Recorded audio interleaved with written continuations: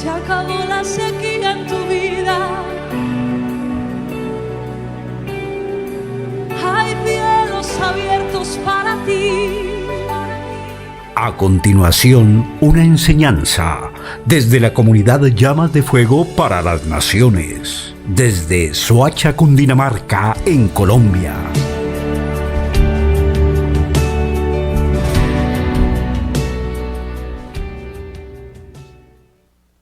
Shabbat Shalom para todos en esta tarde. Damos la bienvenida a todos aquellos que se conectan a través de la fanpage del Rode Pablo Escalante y de la emisora Restaurando las Sendas Antiguas. Bueno, hemos comenzado hace 8 días un estudio exegético de Éxodo, o llamado originalmente Shemot. Vamos a empezar a hacer un desarrollo durante todo este periodo del capítulo 1 al capítulo 40 para mirar, ahí vamos a ver puntos de plan de redención, Yeshua, la sombra profética, y en el transcurso del desarrollo vamos a empezar a analizar, a aprender, a inquirir, como dice la palabra, vamos a empezar a discernir qué es lo que el Padre nos quiere enseñar. Ya aprendimos el año pasado, año greco-romano, estudiamos el libro de Bereshit. Dice que era el libro de las individualidades, se nombraban personas, Abraham, Isaac, Jacob, a cada uno los de la tribu, llegan y caen a Egipto, y ahí empieza a hacer un plan el Padre para formar de individualidades, empezar a establecer un pueblo. Por eso el título es de príncipe a pastor. Vamos por favor a Hebreos 11, 24, 27, y dice así, Ibrí 11, 24, por la fe, dice por la emuná, ya adulto, Moshe, ya adulto, a los 40 años, renunció a ser llamado hijo de la hija del faraón. Renunció a ser llamado príncipe también, porque él iba a ser, ¿qué? Príncipe de la hija del faraón. Prefirió ser maltratado con el pueblo de Yahweh a disfrutar los efímeros placeres del pecado. Consideró que el oprobio por causa del Mesías era una mayor riqueza que los tesoros de Egipto. Dice que él vio como al invisible. Por eso él renunció a esas riquezas, porque él vio a ¿qué? Al invisible. Por eso dice por la fe, como viendo al invisible. Consideró que el oprobio, la vergüenza por causa del Mesías era una mayor riqueza que los tesoros de Egipto, porque tenía la mirada puesta en la recompensa, no una recompensa corruptible, sino una recompensa incorruptible. Dice que por la emuná salió de Egipto sin tenerle miedo a la ira del rey, pues se mantuvo firme como si estuviera viendo al ¿qué? Al invisible. Díganle al que está al lado suyo, ¿qué está viendo? ¿Por qué está aquí? ¿Cuál es el plan suyo y el de su familia? Para que usted vaya empezando a pensar cómo es este desarrollo hoy. Entonces dice así, este capítulo hace su aparición Moshe, Rabenu, calificativo que en hebreo significa nuestro guía, nuestro maestro. Moisés significa nuestro guía y nuestro maestro. O Moisés, el levita, quien es definido por la Torá el más grande profeta, Nabí, que ha tenido el pueblo hebreo a lo largo de su historia. Este también es un punto bien interesante. Cuando hablamos de Abraham inmediatamente lo entendemos, ¿cierto? Abraham, el hombre de la. ¿Y cuál fue el papel de Moshe? El de guiar y el de sacar al pueblo de la esclavitud de Egipto. Dice también que como el más grande profeta que ha tenido el pueblo hebreo a lo largo de su historia, mire, a lo largo de su historia, personaje que pasará a convertirse de aquí en adelante y hasta el final del Pentateuco. Acuérdese que ¿quién escribió los 5 libros? Los 5 primeros. Moshe. Escribió los 5 primeros libros, la Torá, o lo que le dicen los griegos, el Pentateuco. Dice que, o la Humash, no se le olvide que también tiene un nombre que se llama Humash. En el principal y más relevante protagonista de la Torá, aparte por supuesto del mismo Yahweh de Israel, el Adonai. Dice que el modo de acotación que hacía en el año 1375, para que usted vaya anotando los que están aquí presentes y los que están viéndome a través de este video, dice que en el año 1375 antes de Yeshua, Amenhotep y otro personaje, Akenatón, instaurará el culto único del Dios universal, el disco solar Atón, al que dedica el inmenso templo que hace construir en Karnak. Sin embargo, el espíritu egipcio, o sea, los que estoy nombrando aquí, era gente de ese tiempo. Sin embargo, el espíritu egipcio era más proclive a la multiplicidad de dioses, de manera que la reforma revolucionaria del faraón no tuvo éxito y no sobrevivió a su reinado de esos entonces. De acuerdo a la tradición, dice que aproximadamente para esa época hace su aparición Moshe Rabenu, en el tiempo de estos dos personajes, Amenhotep y Akenatón. Y ellos tenían mucha idolatría hacia muchos dioses. Se acuerda que para ese tiempo los egipcios adoraban muchas cosas, las estrellas, la luna, todo lo que se movía. Había una adoración muy peculiar que ellos tenían, que era el río Nilo. Ahí fue donde hicieron los sacrificios de los niños que mataron en el capítulo 1. Pero también vamos a mirar que eso era como un centro de rito y de adoración y paganismo, porque era la fuente para ellos de la provisión. Entonces, adoraban cosas hacia arriba, el sol, la luna, pero también adoraban el río Nilo porque era la seguridad de ellos. Entonces dice que al que dedica el inmenso templo que se hace construir en Karnak. Sin embargo, el espíritu egipcio era más proclive a la multiplicidad de dioses. ¿De qué manera, de qué reforma revolucionaba el faraón? Y no tuvo éxito y no sobrevivió a su reinado. Y de acuerdo a la tradición, aproximadamente para esa época hace su aparición Moshe Rabenu y se comienza a forjar los cimientos del pueblo hebreo basados en la religión monoteísta, un solo Dios para un pueblo. Fundado por Abraham, nuestro rabino, 7 generaciones antes de ser llamado Moisés. 7 generaciones. Sin embargo, la cronología no encaja íntegramente que Akenatón reinó hasta el año 1340 ante Yeshua, con un margen de error de una década, mientras que el Éxodo ha sido situado por la mayoría de los autores entre los años 1225 y 1211 de aquella época o de aquella era. Estas son aproximaciones de fechas, lo que yo estoy pronunciando son aproximaciones de fechas para ese entonces. Entonces también empezamos a mirar que en el libro de mi pueblo dice así, que se expone lo siguiente: la monarquía de los Hicsos. ¿Se acuerdan quiénes eran los Hicsos? ¿Quiénes fueron los Hicsos? Fue la cultura que estuvo en el tiempo de Yosef, cuando Yosef fue gobernador. Y para ese tiempo el faraón era ¿qué? Hicso. Pero hubo una guerra después de la muerte, después de que murió Yosef. Después vino una guerra, vino una monarquía y se levantó un nuevo faraón. Y en ese momento, cuando se levanta ese nuevo faraón, empieza a establecerse la muerte de los primogénitos de los bebés del pueblo de Israel. Dice que al tiempo que empezó la persecución con el pueblo, esta monarquía de los Hicsos quedó borrada. Y eran tribus semitas para ese siglo.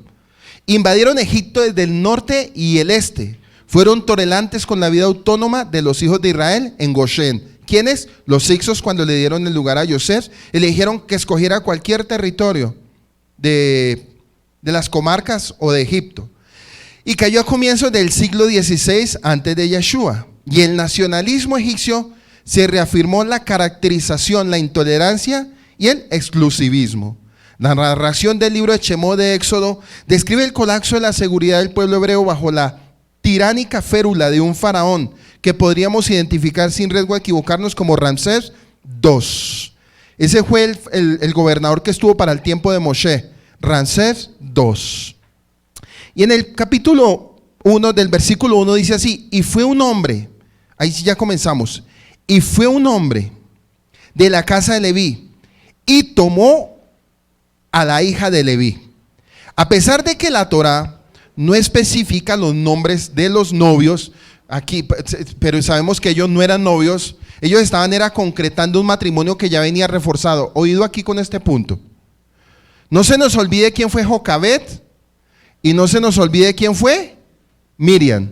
No se nos olvide quién fue Cifra y no se nos olvide quién fue Fúa. ¿Por qué? Porque al comenzar a empezar a leer este capítulo 1, versículo 1, ¿cómo así ¿cómo así que este hombre de la casa de Leví toma una hija de la tribu de Leví? Para que usted vaya analizando este punto. A pesar de que la Torá no especifica los nombres, la Torá no habla de los nombres de ellos, pero si miramos en lo que sucedió en el capítulo 1, ya podemos empezar a pensar quién era esta mujer que se iba a casar con este hombre de la tribu de Leví. ¿Quién era? Jocabed. Jocabed.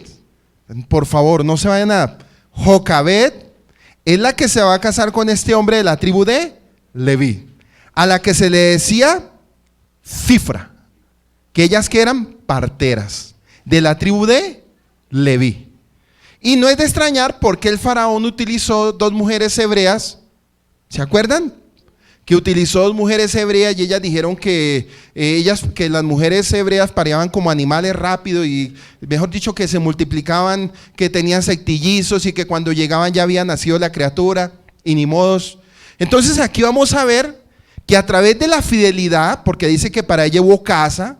¿Se acuerda que hay una palabra en el capítulo anterior que dice que para ella hubo casa? Pero cuando hablamos de casa estamos hablando de una generación o una dinastía. Una generación o una dinastía que la iba a recibir la tribu de Leví. Entonces dice que a pesar de que la Torá no especifica los nombres de los novios, resultará obvio a continuación que el hombre de la casa de Leví era Anram, Kebab, hijo de Kenar, quien tomó por esposa a su propia tía, la hermana de su padre llamada Jocabed, la que se le decía Cifra. ¿Con quién se estaba casando? ¿Con una qué? Con una tía. Para que usted vaya apuntando. ¿Qué motivos tuvo entonces la Torá para nombrarlos directamente? Y aquí hay un midrash. Ello es para que cada persona del pueblo de Israel, sea rico o pobre, de alta posición social o no, sepa que de su simiente podría surgir el futuro líder y salvador de Israel, si cumple debidamente con las ordenanzas encomendadas por Yahweh. Éxodo 2, verso 2, y dice: y concibió la mujer, y tuvo un hijo, y vio qué bueno era. Aquí la palabra en hebreo es tov. Era él y lo escondió durante 3 meses. Estamos en el versículo 2. ¿A qué se refiere la Torá al decir que vio la mujer que era bueno el niño? ¿Acaso no todas las madres ven bueno a sus hijos? Pues claro, cierto que sí, los ven buenos. Existen varias interpretaciones al respecto. Dice así: dice que al nacer Moshe, toda la casa se iluminó. Entonces comprendió la madre que ese niño era bueno, o sea, era especial. Otros sostienen que bueno significa en esencia que era silencioso. Ya vamos a ver por qué. Por eso estamos hablando en hebreo antiguo. Dice que primero iluminó el lugar. Segundo, que era especial. Tercero, que era ¿qué? Silencioso. ¿Y sabe por qué silencioso? Porque durante los 3 meses que sus padres lo escondieron, dice que él en ningún momento hizo ¿qué? Hizo ruido. O si no, se hubieran dado cuenta los egipcios. Por eso ya estaba, por eso dice, y vio que su hijo era bueno. Tof, eso era lo que ella estaba hablando. Porque cualquiera ve un niño nacer, dice, es bueno. Pero aquí estamos mirando en el contexto qué es lo que el padre está tratando de enseñar o de insinuarnos a través de la vida de Moshe. Porque acuerde que el que escribió este libro, ¿quién fue? Moshe también. Que era silencioso, o sea, que no se hacía oír. Cualidad indispensable para poder ocultar a una criatura recién nacida en aquella terrible época, en la que cualquier vecino egipcio podía proceder a su encuentro y asesinato sin ninguna restricción legal. También bueno podría haber significado que era fuerte, y gracias a esta vital condición sería capaz de soportar las penalidades y privaciones reservados a un niño que tendría que vivir escondido durante mucho tiempo. Pero existe otra interesante leyenda, la cual indica que Moshe nació prematuro. ¿Moshe nació qué? ¿Prematuro cuántos meses son? 6. Lo que implica las posibilidades de poseer algún defecto en su formación física, a la fórmula. Pero dice su madre, y vio que era bueno él. Se refiere precisamente que a pesar de ello el niño estaba completo y gozaba de buena salud. Y para finalizar la explicación de este versículo, es interesante poner atención en aquella inmediatamente luego de informarnos la Torá sobre el casamiento de Amram con Jocabed. Pero aquí hay un punto interesante. La Biblia dice que se casó, y en el original es se volvió a llegar. ¿Sí qué? Se volvió a llegar, porque en la versión suya dice, o sea, pareciera cuando usted la Reina Valera, pareciera que están de novios y se están casando. Pero ojo, acuérdese que ya habían 2 hijos anteriores de esta relación. ¿Quiénes eran? Aarón y Miriam. Entonces, ¿por qué la escritura dice que? ¿Sí ve? Entonces hay que aprender a identificar cada palabra en su contexto para poder entender. Entonces dice que se volvió a llegar a ella.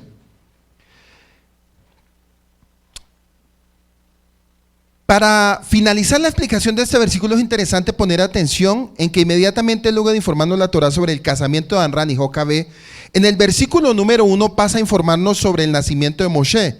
Como si del primer hijo del matrimonio se tratase extrañamente la Torá, nos hace referencia al nacimiento de sus no hace referencia al nacimiento de sus hermanos mayores. ¿Por qué? ¿Sí ve?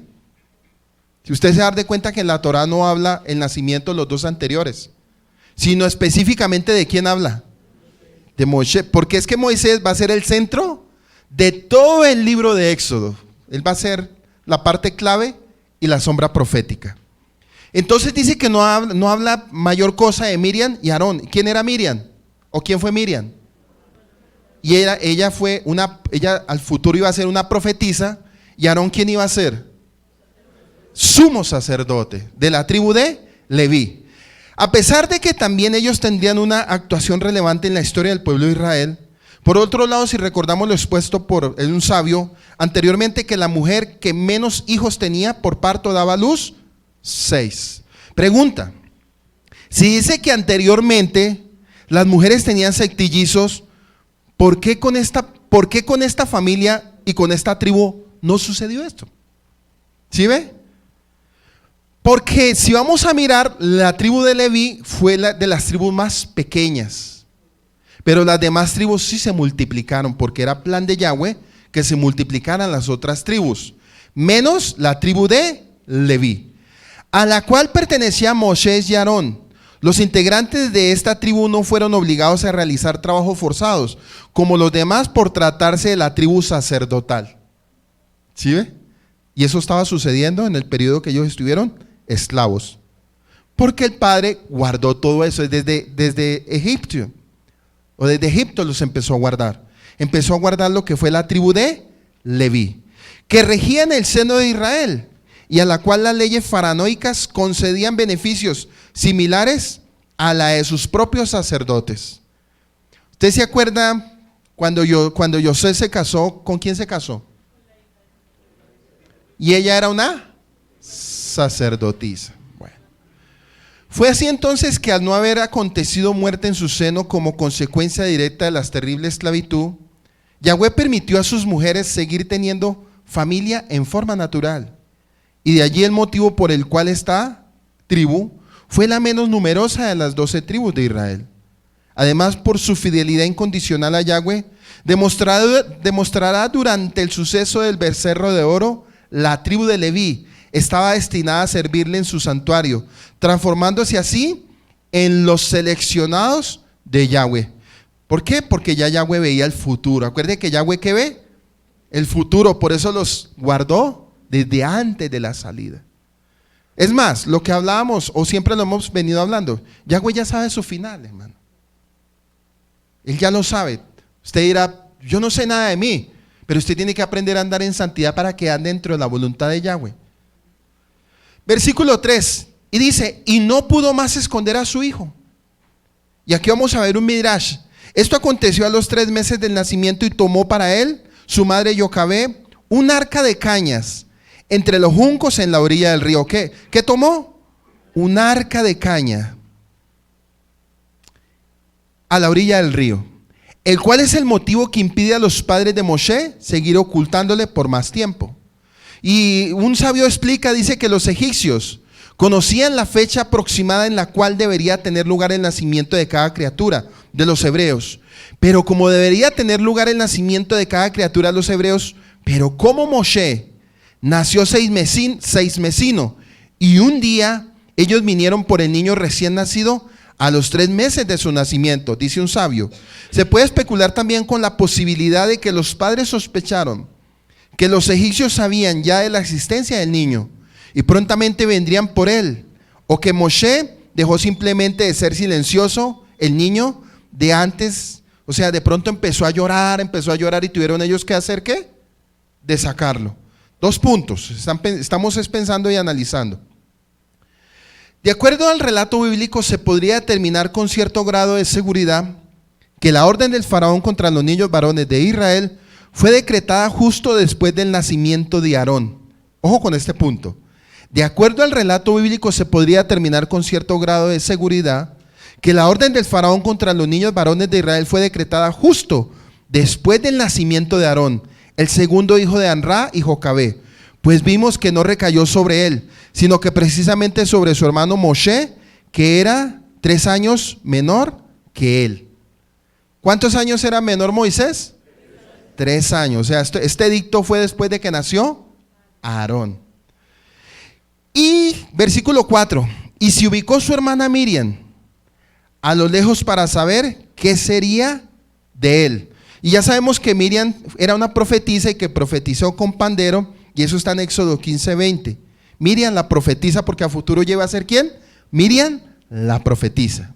Entonces dice que Miriam, preocupada por su pequeño hermano, espera escondida a ver qué acontecía con él, acción que habría de reportarle en el futuro el reconocimiento de Yahweh. O sea, por lo que ella hizo, tuvo méritos y reconocimiento a lo que habría que suceder a futuro con el pueblo de Israel cuando iban saliendo por el desierto. Que dicen que Miriam profetizó. Hay un texto completo de ella. Versículo 5. Dice que la corriente del sagrado río Nilo llevó a la pequeña embarcación directamente hacia la zona donde Batía, el nombre de la hija de Faraón se llama Batía, la hija del Faraón, se encontraba purificándose con sus aguas. Y al ver ella la pequeña arca flotando a la deriva, envió inmediatamente a sus criadas a recogerla. Estamos en el versículo 5. De acuerdo a la enciclopedia del Antiguo Egipto, lo más probable es que el faraón responsable de la opresión haya sido Tutmosis III, y la princesa que adoptó a Moshe, su famosa hija Hatshepsut, en nombre egipcio, Hatshepsut, nombre egipcio. Versículo 6.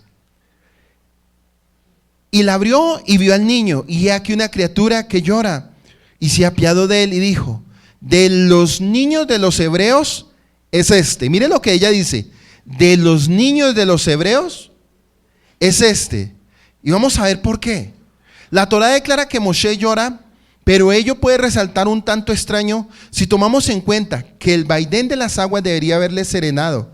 ¿Qué pudo entonces haber provocado que el pequeño hijo de Jocabé el llanto? Y hay otro midrash, explica que fue Yahweh quien determinó que así sucediese, para despertar en Batía su natural sentimiento materno, y gracias a ello ponerle a salvo de una muerte segura, especialmente si consideramos que había caído en manos de la hija del siniestro faraón. Imagine que aquel que debido a sus decretos morían cientos de niños hebreos cada día. No cabe duda que de aquí se produce una milagrosa coincidencia, pero quizás la única factible que permitirá a Moisés sobrevivir para redimir al pueblo de Israel de su desgracia. Y aquí miramos que parece que la hija del faraón Batía era estéril, por eso la adopción, por eso fue la adopción, porque ella era ¿qué? Estéril, y parece ser que su corazón se conmovió porque ella era estéril. Versículo 7. Y le dijo su hermana de Moshe, la hija del faraón: y si fuese y llamare para ti a una ama de cría de entre las hebreas y te amamantaran al niño. Estamos en el versículo 7. Al ver Miriam que la hija del faraón recoge a su pequeño hermano tal como seguramente lo había planeado, se presenta rápidamente ante ella y le ofrece llamar a una nodriza. Miren la estrategia que utiliza Miriam. se ofrecen llamarle a una nodriza. Acuérdese que para este momento Miriam era una joven, era una niña, era una muchacha muy joven. Entonces ella se ofrece, le dice a la esposa, a la hija de Faraón, a Batía, a que había una nodriza. Y vamos a mirar que la nodriza es la misma mamá. Miren la estrategia, todo lo que ella utilizó, es la misma mamá de Moshe. Al ver Miriam que la hija de Faraón recoge a su pequeño hermano, tal como seguramente lo había planeado, se presenta rápidamente ante ella y le ofrece llamar a una nodriza entre las mujeres hebreas para que amamante al vástago, al niño. Vástago, la palabra es vástago.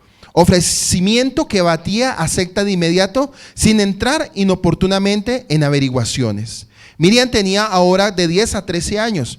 Y fue por esta razón que la custodia de Batía le permitieron allegarse a la princesa sin temores. Versículo 8. Anda. Y fue la joven y llamó a la madre del niño, sin saber lo que era la madre del niño. Este singular suceso demostraría que cuando el pequeño Moshe fue puesto en la improvisada canoa sobre el río por su hermana, esta y su madre sabían exactamente lo que hacían. Versículo 9. Y le dijo la hija de Faraón a Jocabed: lleva a este niño y amamántalo para mí y yo te daré tu salario. Tomó la mujer al niño y lo amamantó. Verso 9. La hija del Faraón, no menos astuta que la madre y hermana Moshe, determina un pago a la nodriza del niño, a cambio de sus servicios, dejando constancia con esta actitud de su absoluta propiedad sobre la criatura, ya declarada casi formalmente a Miriam, cuando le ordenó: lleva a este niño y amamántalo para mí. O sea, se estaba cumpliendo una profecía. A pesar de que ella puso al niño y etcétera y pasó todo esto, el mismo padre permitió que ese bebé regresara al lecho de su madre. Eso no es coincidencia, ¿cierto? Porque uno diría, pero ¿cómo sucedió eso? Llega un suceso, un proceso, y el padre permite para que Moshe retorne nuevamente al seno ¿de quién? De su madre. Versículo 10. Y creció el niño y fue llevado a la hija del Faraón, y fue para ello como un hijo, y llamó su nombre Moshe. Pregunta: ¿quién fue el que le puso el nombre Moshe a Moshe? ¿La mamá o la hija del Faraón? La hija del Faraón. Entonces dice: y dijo pues, de las aguas lo extraje. Del original en hebreo es Meshi-Tihu. Meshi-Tihu. En el hebreo la palabra lo extraje es Meshi-Tihu. Existen distintas versiones sobre el origen de Moshe y sobre quién se le otorgó realmente. La más sólida la aporta aquí la Torá al documentar en forma clara que el nombre fue concedido por la hija de Faraón, una vez devuelto a ella por su madre, al cabo de 3 meses o 3 años de cuidado, y que su significado proviene de la palabra hebrea Meshi-Tihu, que significa sacado de las aguas. Sin embargo, esta circunstancia consolida la apreciación de que el nombre de Moshe en esencia en hebreo y no es en egipcio, como se suele argumentar. Y es muy probable además que la hija de Faraón, reconocida en la Torá por su loable proceder, como una persona de nobles sentimientos, dice que al ver que de un niño hebreo se trataba, haya preferido llamarlo precisamente con un nombre de ese origen. Y aquí una clara evidencia de que aquel entonces gran parte de los nombres se otorgaban de acuerdo a las circunstancias. Cada nombre se ponía de acuerdo a su circunstancia o situación en la que los padres se encontraban en el momento de nacer la criatura. De acuerdo a lo que está representado para ellos o a su forma de parecer, esto se comprueba fácilmente si observamos los nombres concedidos por los padres a sus hijos. A lo largo de todo el libro de Bereshit, por Moshe, a los suyos y a los de la continuación.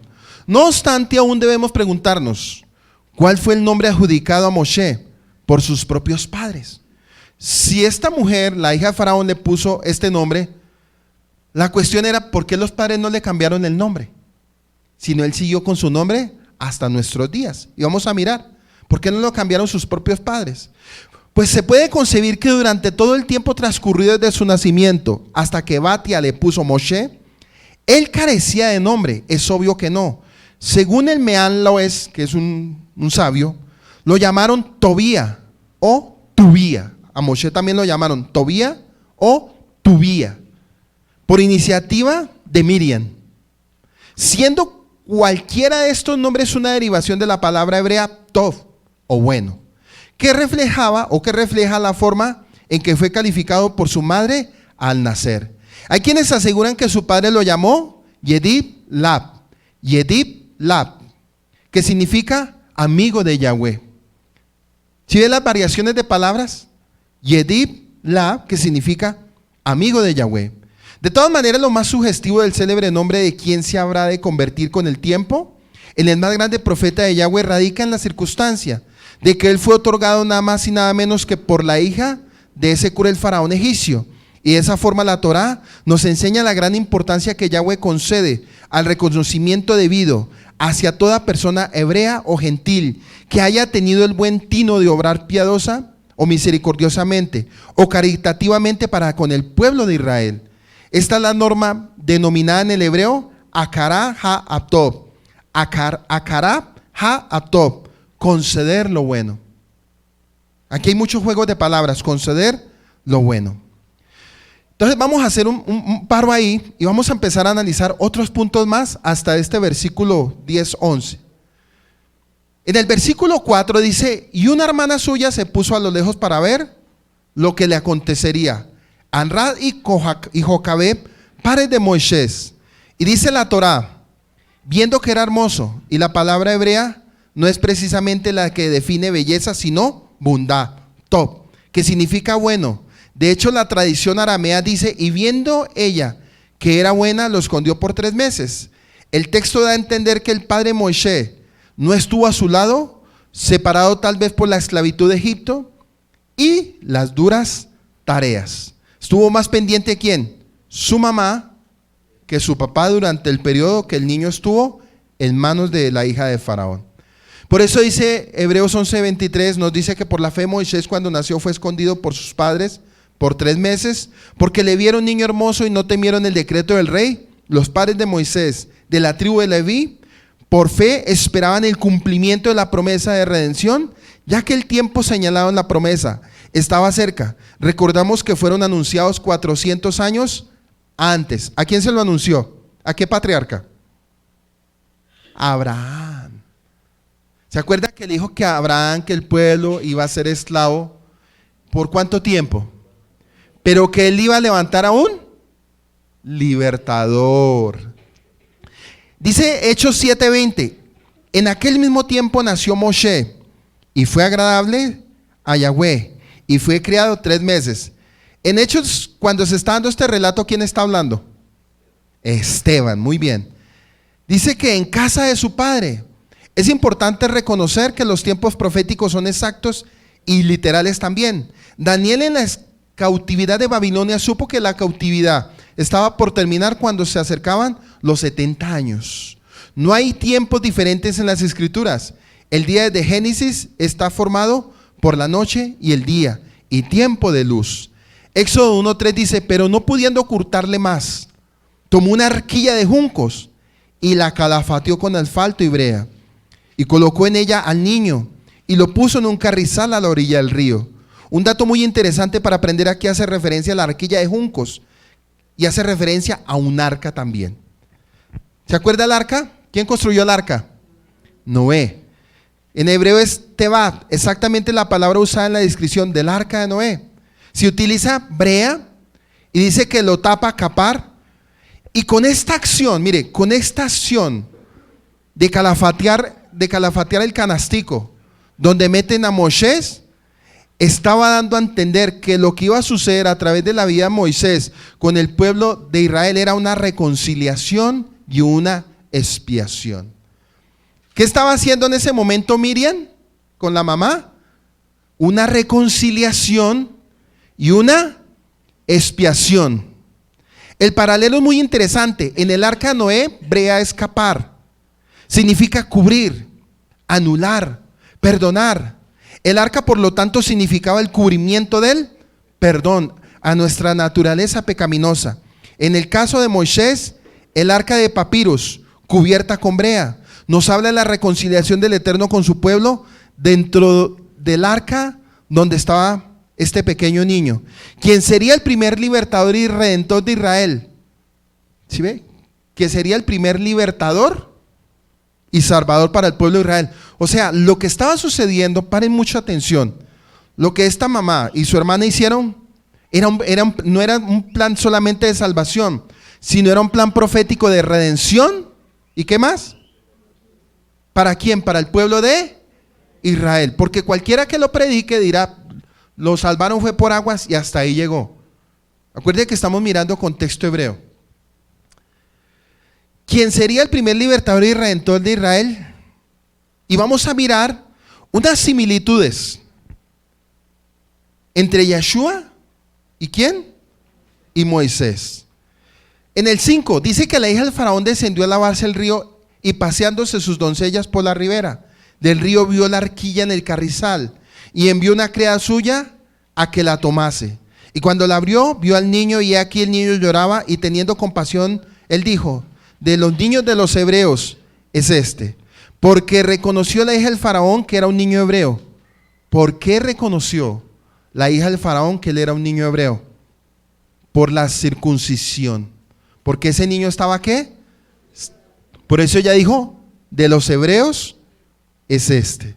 Entonces su hermana dijo a la hija de faraón, iré a llamarle una nodriza de las hebreas para que te críe este niño. El hija de faraón respondió, ve entonces. Fue la doncella y llamó a la madre del niño, a la cual dijo faraón, lleva a este niño y críamelo y yo te lo pagaré. Y la mujer lo tomó al niño y lo crió.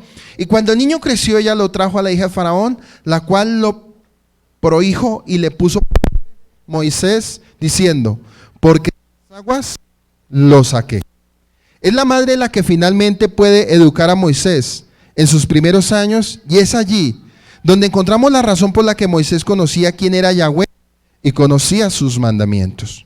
Encontramos la razón por la que Moisés quién era y conocía sus mandamientos, conocimiento que le acompañaría todos los días de su vida, y reconociendo también además al pueblo hebreo como sus hermanos. Pero además de ser educado en la corte de Faraón, conoció la más refinada educación egipcia. ¿Quién? Moshe. El Todopoderoso estaba en control absolutamente de todo Moisés, nombre egipcio, y hay muchas controversias respecto al nombre Moshe. De acuerdo a Claudio Josefo, es un nombre egipcio que se desprende de dos palabras, agua y rescatado. De donde viene el significado que se encuentra en la Torá también es frecuente. Encontrar en los registros egipcios más antiguos que nombres como ejemplo, Tomasex o Tunmasé significa hijo de To, o Ramosé, hijo de Ra. Lo que nos indicaría que el nombre fue colocado al considerar el rescate como un nacimiento de las aguas. Mire, Mosé, que significa hijo de Top, o Ramosé, hijo de Ra, en un lenguaje hebreo antiguo, egipcio antiguo, lo que nos indicaría que el nombre fue colocado al considerar el rescate como un nacimiento de las aguas. Algunas fuentes citadas del nombre como hebreo afirmando que fue la madre de Moisés quien lo colocó. El nombre, pero el texto de la Torá nos afirma que fue la hija del faraón la que llamó al niño por el nombre Moisés, Moshe. Al crecer en la corte de Faraón, alcanza la autoridad y el conocimiento para enfrentarlos. Y como veremos más adelante, comenzar el proceso de la liberación de sus hermanos. Es interesante que al llegar Israel, Jacob, con su familia, es José quien está en la corte de Faraón y lo recibe en Egipto. José es olvidado en los 400 años de cautividad, pero ahora el Todopoderoso coloca en la corte a Moisés para sacar a su pueblo, el que ha crecido y se ha multiplicado en Egipto, rumbo al desierto a recibir su Torá y posteriormente la tierra prometida. Saltémonos ahora al versículo 11. Dice que en aquellos días sucedió que Moisés, ya crecido, salió a sus hermanos y los vio en sus duras tareas. ¿Cuántos años tenía Moisés para ese entonces? Él estaba alrededor de los 35 a los 40 años. Ya no era un niño. Dice que cuando él vio las duras tareas de sus hermanos. Vio a sus hermanos hebreos Y dice que Él tuvo misericordia de ellos. Y miren lo interesante de esto. En ningún momento Moshe perdió su identidad. Si usted mira, en ningún momento, a pesar de que fue formado en cultura, en ciencia, en música, en todo lo que usted se imagine, que se acostumbraba en ese entonces a estudiar en las escuelas de ese entonces, quiere decir que él era muy bien preparado. Moisés fue preparado en todo tipo de estudios, pero aún con todo y ese sistema que él absorbió, él no se asimiló. De 35 a 40 años, que lo vamos a ver ahorita, porque en este versículo 11 está entre los 35 a los 40 años. No sabemos más información del tiempo anterior, pero quiere decir que de los 35 a los 40 años, si analizamos, él en ningún momento se asimiló a los egipcios. Y dice que en aquellos días sucedió que creció ya Moisés y salió a sus hermanos y los vio en sus duras tareas. Y observó a un egipcio que golpeaba a uno de los hebreos, sus hermanos. Aquí hay un punto. Dice que un egipcio estaba golpeando ¿a quién? A uno de sus hermanos, porque para ese entonces había crisis de identidad todavía en el pueblo hebreo. Había crisis de identidad para ese momento. Versículo 12. Entonces miró a todas partes y viendo que no parecía nadie, mató al egipcio y lo escondió. Aquí miramos que la identidad hebrea en Moisés fue más fuerte que la identidad egipcia. Fue más fuerte. Versículo 13. Al día siguiente salió y vio a dos hebreos que reñían. ¿Vio a quién? A dos hermanos que reñían. Entonces dijo al que maltrataba al otro: ¿por qué golpeas a tu prójimo? Mire, él entró a hacer como el papel de juez. ¿Por qué golpeas a tu prójimo? Versículo 14. Y él respondió: ¿quién te ha puesto a ti? ¿Por qué? Por príncipe. La pregunta es: ¿por qué ellos le dijeron príncipe o juez? ¿Por qué? Porque él ya estaba en una posición alta. Acuérdese que él estaba preparado para ser ¿qué? Un príncipe o un faraón. Y llegan los dos hebreos y le dicen a él: ¿quién te ha puesto a ti por príncipe o por qué? O por juez. Y miremos, dice que al ser hijo adoptivo de la hija del faraón, Moisés pertenecía a la familia real. Moisés era el heredero del trono de Egipto y también dice que llevó a los ejércitos egipcios para tener guerras con los etíopes. Él era hombre de guerra para ese entonces. O sea, conocía de qué? De poderío militar, hermano. Por eso para ese momento y para ese tiempo, él era usado para ir a las guerras a pelear con los etíopes. ¿Y los etíopes quién eran? Africanos. Eran tribus africanas. Entonces, sigamos analizando. Dice que fue en aquellos días que creció Moisés y llegó a la adolescencia, creado como príncipe en el palacio de Faraón. Y salió hacia sus hermanos y vio sus sufrimientos. Y vio un hombre egipcio golpeando a un hombre hebreo, sus hermanos. El hecho de estar declarada la identificación de Moshe con sus hermanos de raza, dos veces en el mismo versículo, estamos en el 11, porque el punto es que usted entienda bien esto hoy. Dos veces en el mismo versículo indica fácilmente que él estaba absolutamente identificado con el pueblo hebreo, que a pesar de que es obvio que fue criado y educado como egipcio, esto implica sustancialmente que su nacionalidad y verdadero origen no le fue ocultado durante su estadía en la casa de Faraón. A él nunca le ocultaron nada. A él le dijeron: usted es un hebreo. Y él hubiera podido decidir. Por eso dice que por la fe él renunció a todo. Cosa que nosotros tenemos también que aprender con este sistema. Por eso dígale al que está al lado suyo: si tenemos la fe de Moshe, tenemos que renunciar a este sistema. ¿Por qué? Porque nosotros estamos también viendo al invisible, hermano.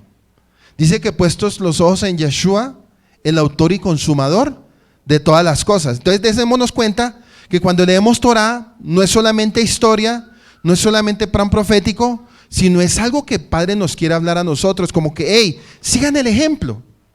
Y siempre tiene usted que aprender algo en su familia.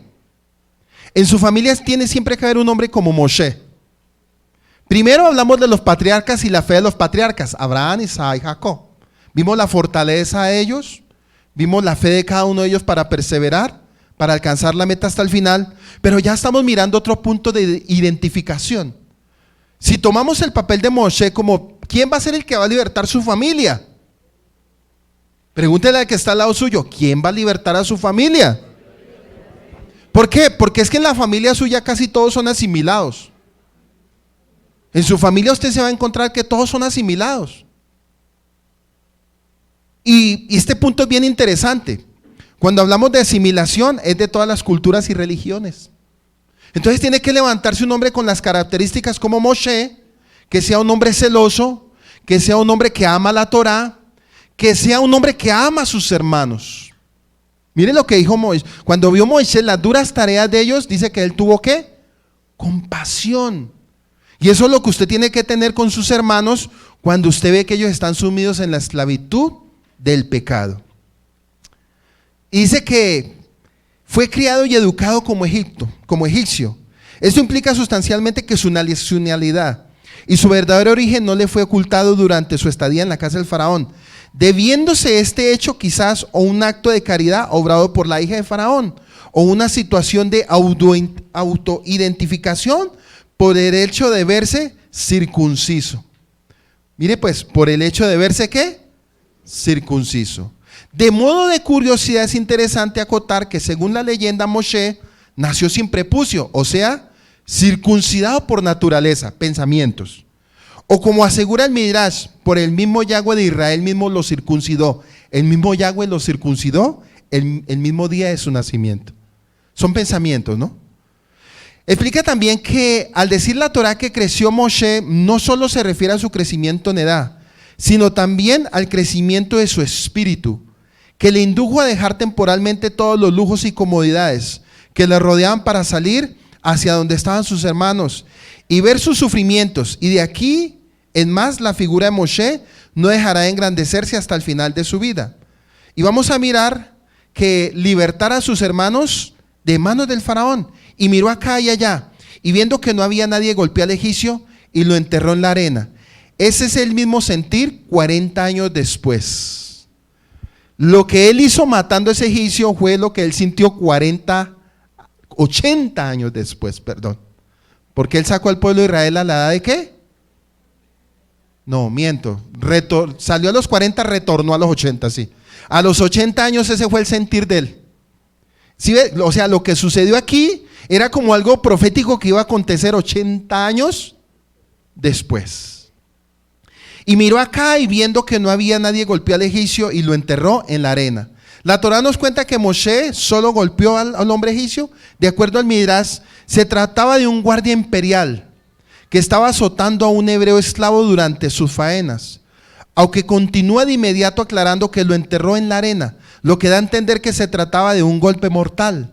Sin embargo, lo más importante de este suceso es desde el punto de vista histórico de la personalidad de Moisés, que fue que al hacerlo, él no antepuso aparentemente profundas cavilaciones en cuanto al resultado de su accionar, que sin duda al lugar iba a poner en grave peligro su propia seguridad y el bienestar. Es indudable que este hecho puede presentar a Moshe ante nuestros ojos de manera poco halagadora como quien indebidamente toma la ley en sus manos y ejecuta sus propios veredictos. No obstante, es lógico considerar que los golpes propinados por el guardia imperial estaban motivados por una cruel realidad. Tan solo se trataba de un despreciable esclavo hebreo, por el cual sentía un profundo sentimiento de odio, además de soberbia hacia todo lo que representaba. Cuando este egipcio estaba golpeando al hebreo, él se dio cuenta el odio con el que lo estaba golpeando. Y fue cuando él sintió ¿qué? Sintió el celo y mató a este egipcio. Cosa que 80 años después iba a suceder cuando él retornara. Entonces dése cuenta el amor y el celo de él. Porque si él hubiera querido, ¿qué hubiera hecho? Simplemente deja que lo golpee y punto, y pasó. Por no perder su posición.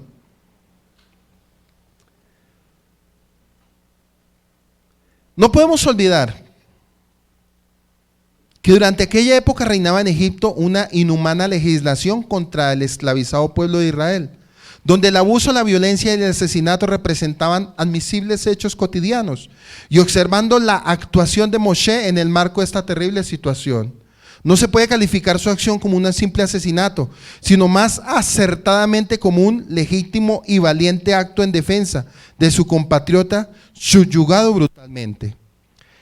Versículo 13, y salió el segundo día, y viendo a 2 hombres hebreos riñendo, dijo al malvado: ¿por qué le pegas a tu prójimo?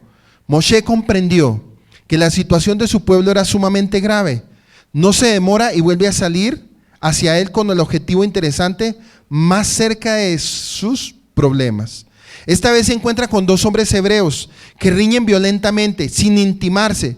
Se entromete en la pelea, interpelando duramente al malvado por el motivo de los golpes propinados a su prójimo, recibiendo una dura y sumamente preocupante contestación: ¿quién te ha puesto por hombre y ministro y juez de nosotros? ¿Acaso me vas a matar como mataste al egipcio? En otra versión, ¿acaso me vas a matar como mataste al egipcio? Y temió Moisés y dijo: ciertamente se supo el hecho. La Torá presenta a Moisés en estos incidentes como un hombre absolutamente comprometido con la causa hebrea, que busca afanosamente hacer justicia y que no era indiferente a los sufrimientos de su pueblo, además de no dudar en tomar partido en cada conflicto si era necesario. Por ende, le era importante saber lo que acontecía con sus compatriotas, tanto en su relación frente al opresor como entre ellos mismos. Y estos 2 conflictos locales presentados aquí en la Torá, para hacernos conocer la personalidad del futuro profeta para el pueblo de Israel, más íntimamente pretende hacernos notar también cuán caótica era la situación social a la que estaba sometida la nación hebrea, dominados externamente por un cruel sistema opresivo y divididos entre ellos mismos violentamente como pueblo. Miren las cosas cómo estaban hasta este momento. ¿Cómo estaba el pueblo de Israel con esta riña que entre estos 2 hebreos había? Estaban divididos, y la idea del padre de meterlos a Egipto era con el fin de que ellos se unieran. ¿Cómo? Ahora sí está comprendiendo qué era lo que el padre quería trabajar en ellos. Dígale al que está al lado suyo: la unión. La unión era lo que el padre quería hacer, porque si esto no hubiera acontecido, ¿qué cree usted que hubiera pasado con el pueblo de Israel? No se hubieran unido, no hubiera sucedido absolutamente nada. Y eso es lo que el Padre quiere hacer con nosotros, como Kehilá y como Comuni. Este punto bien interesante. Entre los hermanos en la fe hay roces. Cierto que sí, van a haber roces y van a haber constantes los roces. Pero vamos a ver que el propósito de Yahweh con esto es que el pueblo se aprenda ¿a qué? A amar. Por eso en la carta a los Efesios dice que soportándonos unos a otros, hermano. Hay que aprendernos ¿a qué? ¿Es difícil o es fácil caminar con el hermano que tiene al pie? ¿Qué tan fácil es aguantar hasta el final viéndonos las caras? ¿Hasta dónde usted está preparado para verse la cara con su prójimo, hermano? ¿Hasta dónde usted está preparado para ser tolerante con su hermano? ¿Cierto? Entonces, para que usted vaya pensando que cuando el enemigo trata de robar la identidad de un pueblo, como tribu o como remanente, van a ver ¿qué? Roces. Todo esto.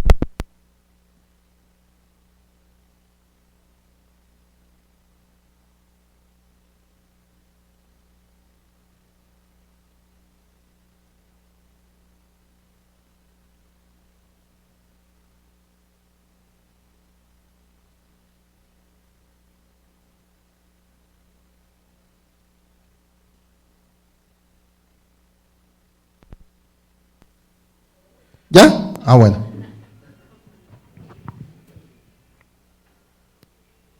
Bueno, ¿se ha apagado? Bueno, seguimos. Es indudable que las cualidades personales de Moshe resultan de suma importancia para comprender el motivo por el cual fue precisamente la persona que no sufrió la opresión del yugo de Egipto. ¿Quién fue el único que no sufrió la opresión? Moshe. Ni Yosef, a pesar de que él estuvo por un tiempo, pero dice que después de la humillación viene la exaltación. Y al que le fue procurada una infancia de lujo, en absoluto contraste con las penurias y privaciones de sus compatriotas, el elegido por Yahweh para liberar el pueblo de Israel. Conjuntamente, estos hechos eliminan todo tipo de dudas sobre la naturaleza de sus sentimientos hacia su pueblo, pese al extenso periodo de tiempo transcurrido por él en el palacio bajo la tutela de la hija del faraón. Así quedaba consumada la inquebrantable alianza que uniría a Moshe con el destino del pueblo de Israel. Pero hay algo en la primera parte de este último pasú, estamos en el versículo 14, que a pesar de que podría pasar inadvertido, sintetiza y confirma este análisis. El malvado reprocha a Moshe diciéndole: ¿quién te ha puesto por hombre? Ish, en el hebreo es Ish, ministro y juez sobre nosotros. Si recordamos que lo más importante del estudio de la Torah es comprender su mensaje, debemos tomar en cuenta que las amonestaciones pronunciadas por el malvado, lo primero es que intenta aclarar quién lo puso a Moshe por hombre y solamente luego por ministro y juez. Y esto no es una casualidad. Según un sabio dice, el malvado le reprocha a Moshe que debido a su joven edad aún no tenía ningún derecho a entrometerse en la pelea. Por eso le dice en primer término: ¿quién te ha puesto por hombre? Y sabemos que ya Moisés estaba entre los 35 a los 40 años.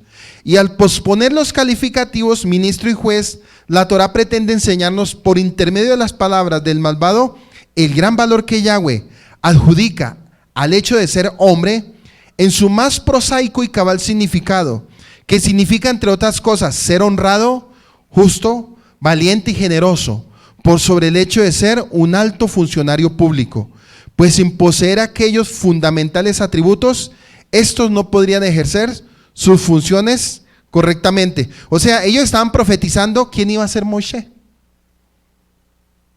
Prácticamente ellos estaban diciendo muchas palabras que si las miramos a futuro, ¿quién fue Moisés? Moisés tuvo muchos calificativos. Él fue el que fue juez. ¿No se acuerda cuando había el tropel entre los hermanos? Que en un momento su suegro le dijo que por qué no formaba un grupo de 70 y etcétera, etcétera. Cuando Yetro le habla, pues ya le estaban diciendo a él el futuro lo que él iba a hacer. Existe un famoso proverbio hebreo que dice: muchos son los pensamientos del Ish, de la persona, pero la determinación de Yahweh será la que prevalecerá. Naturalmente todos responderíamos sin vacilar que se trata de cada uno de nosotros, que a pesar de que esta respuesta es la que genera aceptada también por aquellos algunos, van un poco más lejos y declaran que Ish proviene de las palabras iniciales en hebreo de los nombres Abraham, del de su hijo Isaac y el de su esposa Sara. A pesar de que esta respuesta es la generalmente aceptada, también por aquellos algunos van un poco más lejos y declaran que Ish proviene de aquellas iniciales en hebreo de los nombres Abraham, del de su hijo Isaac y el de su esposa Sara. Pensamiento hebreo, pero estamos hablando hebreo arcaico. Estamos hablando de un hebreo muy antiguo. Porque si vuelvo y le digo, si lo hacemos en un desarrollo de Septuaginta Vulgata, no vamos a entender absolutamente nada, sino simplemente sacaríamos un mensaje superficial y listo. Entonces, con esto que se le estaba diciendo a él, se le estaba recordando también los atributos de su generación pasada. Dice también que, y para demostrarlo se basan en la siguiente leyenda: cuando Hashem exigió a Abraham elevar para él en holocausto a su hijo Isaac, para comprobar su lealtad, aquel no dudó un instante y, embebido por una fe absoluta, tomó a su hijo consigo y lo llevó hacia el monte Moriah para cumplir su pedido. La Torah cuenta que Isaac sabía que se dirigía con su padre a hacer un sacrificio para Yahweh, pero estaba seguro de que el sacrificio de un cordero se trataba. Su madre Sara, por su parte, se imaginaba que Abraham llevaba a su único hijo al monte para estudiar las leyes de Yahweh. No sabía que se iba a hacer un sacrificio. Tal como era de costumbre, no se preocupó por ello más de la cuenta. Abraham, por su lado, entendía que se dirigía al acto del sacrificio de su hijo. En síntesis, Cada uno de ellos sabía perfectamente con qué finalidad se estaban dirigiendo hacia el sagrado monte. Sin embargo, lo que aconteció allí sorprendió a todos. Abraham se dispuso a cumplir fielmente la orden de Yahweh, pero justo antes de degollar a su hijo, un ángel enviado por Yahweh detuvo su mano y luego de ello recibió una nueva orden que le comendaba degollar en un lugar de su hijo un cordero, a un cabrito, que súbitamente apareció frente a ellos y trabado a un arbusto por sus cuernos. Lo que se pretende de esta leyenda es que lo acontecido finalmente sobre el monte fue muy distinto a lo que cada uno de estos tres personajes se imaginaba, y que finalmente fue la premeditada determinación de Yahweh lo que prevaleció. ¿Por qué relación tiene esto con el versículo que estoy leyendo del 14? Según el Midrash, la persona debe actuar siempre y en cualquier circunstancia como tal, pero no debe olvidar nunca sobre él existe un Yahweh que dirige sus designios y que al obedecer y amar, pues solamente así podrá convertirse en un Ish, en un hombre completo. O sea, en el hebreo esta palabra hace connotación a la comparativa de lo que hizo Abraham, de lo que creyó Isaac y de lo que hizo su madre Sara. No es solamente la palabra hombre, ¿sí ve? Que en el hebreo la palabra Ish es hombre, pero lo estamos mirando aquí en un hebreo más antiguo, dando a entender que Moshe tenía las cualidades y los atributos que tenía Abraham, Avinu, que tenía Isaac y que tenía Sara, sus ancestros. Entonces se hace una comparativa de las cualidades que tenía ¿quién? Moisés. Cuando ellos le dicen, Ish, ¿acaso quién te ha puesto? ¿Sí ves? Mire todo lo que está diciendo esta palabra. ¿Acaso quién te ha puesto a ti como Ish? ¿Quién te ha puesto a ti como juez? ¿Quién te ha puesto a ti como gobernante?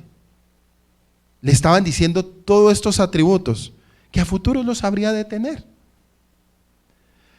Moisés tiene que, otro punto, desprenderse del sistema. Si él iba a ser el libertador, tiene que desprenderse ¿de qué? Del sistema. Y retornando a la narración del versículo 15, nos cuenta que el incidente que desembocó en el asesinato del guardia egipcio fue dado a conocer al faraón, y que este furioso, pero más seguramente indignado por la conducta de su protegido, pidió matar ¿a quién? A Moisés. Estas líneas tienen 40 años de diferencia. Del versículo 1 al versículo 15 ya tenemos ¿cuántos años? 40 años ya tenemos en ese suceso. Del versículo 1 al versículo 15 ya hay 40 años. ¿Qué sucedió además? No lo sabemos, pero con todos estos puntos que estamos tratando de desarrollar, nos estamos dando cuenta de la cualidad y del carácter del que tenía Moshe. Ustedes se acuerdan que Moshe también tenía otro atributo muy bonito que era manso y humilde. ¿Cómo era Abraham? Manso y humilde. ¿Cómo era Isaac? ¿Cómo era Jacob? ¿Cómo era Sara? ¿Cómo era Rebeca? ¿Cómo era Raquel? ¿Cómo iba a ser la característica del que iba a libertar al pueblo de Israel? Manso y humilde. ¿Cuál es la característica de un hombre de Torah para estos tiempos? Dígale que está al lado suyo. Manso y humilde. Si usted no tiene esas cualidades, hermano, porque esa es una de las cualidades, ese es un atributo. Cuando el padre se relaciona esta palabra Ish con lo que le dicen estos dos hebreos, le dicen, ¿quién te ha puesto a ti como hombre o quién te ha puesto a ti? Eso también nos lleva a pensar a nosotros, porque la palabra Ish también significa completo. Completo. Ish en el hebreo significa completo. Entonces miramos que en esta línea ya pasan 40 años de diferencia. Alarmado por el dramático y peligroso desarrollo de los acontecimientos, Moshe huye a la vecina región de Midian, donde procura establecerse. ¿Ahí qué perdió él? Perdió toda su seguridad. Soltó toda su... ¿Y él a quién nos recuerda? ¿Quién, en Génesis, quién salió corriendo? Que se fue para... Jacob se fue para donde su tío Labán. ¿Salió de huida de quién? De Esaú. Y aquí estamos viendo a Moisés saliendo de huida de príncipe a pastor. ¿Sí? Entonces dice que alarmado por el dramático y peligroso desarrollo de los acontecimientos, Moisés huye a la vecina región de Midian, donde procura establecerse deteniéndose en primer término en las cercanías de un pozo de agua. Mucho cuidado ahorita con las palabras pozos. Cuando hablamos de pozo, ¿qué nos acordamos? ¿Qué pasó en los pozos? ¿Qué pasó en los pozos? Abraham mandó a Eliezer Damaseno, y Eliezer Damaseno, cuando llegó al territorio, llegó a un pozo. ¿Y quién estaba en ese pozo dándoles agua? Rebeca. Jacob, cuando llegó a ese territorio, también llegó a un. ¿Y qué pasó? ¿Quién lo estaba esperando? Aquí Moisés va a llegar a un. ¿Y quién lo va a esperar?